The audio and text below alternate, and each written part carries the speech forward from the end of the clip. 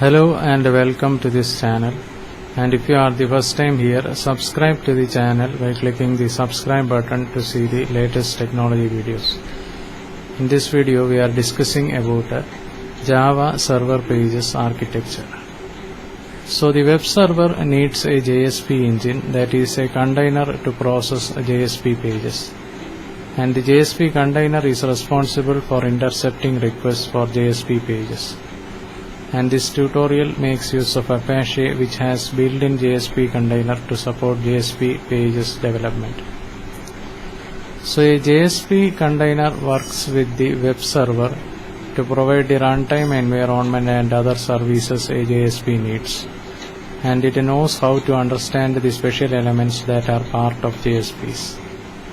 So JSP processing. So the steps how the web server creates the web page using JSP. So as with a normal page, your browser sends an HTTP request to the web server, and the web server recognizes that the HTTP request is for a JSP page and forwards it to a JSP engine. This is done by using URL or JSP page which ends with a .jsp instead of .html. The JSP engine loads the JSP page from the disk and converts it into a servlet content, and this conversion is very simple, in which all template text is converted to println statements and all JSP elements are converted to Java code, and this code implements the corresponding dynamic behavior of the page, and the JSP engine compiles the servlet into an executable class and forwards the original request to a servlet engine.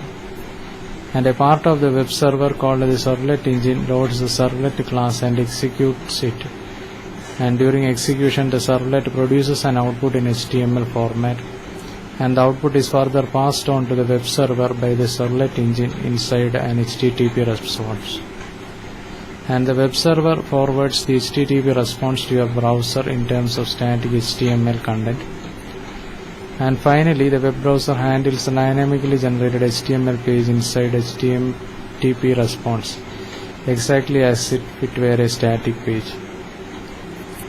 So typically the JSP engine checks to see whether a servlet for a JSP file already exists and whether the modification date on the JSP is older than the servlet.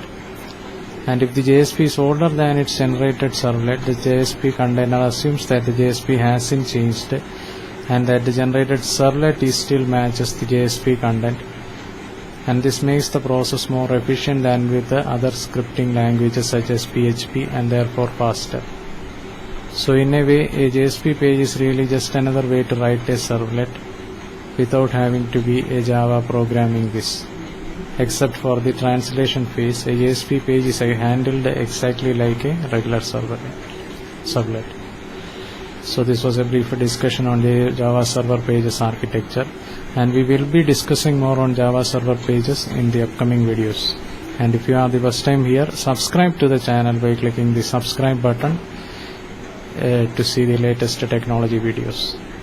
Thank you for watching this video. Bye for now.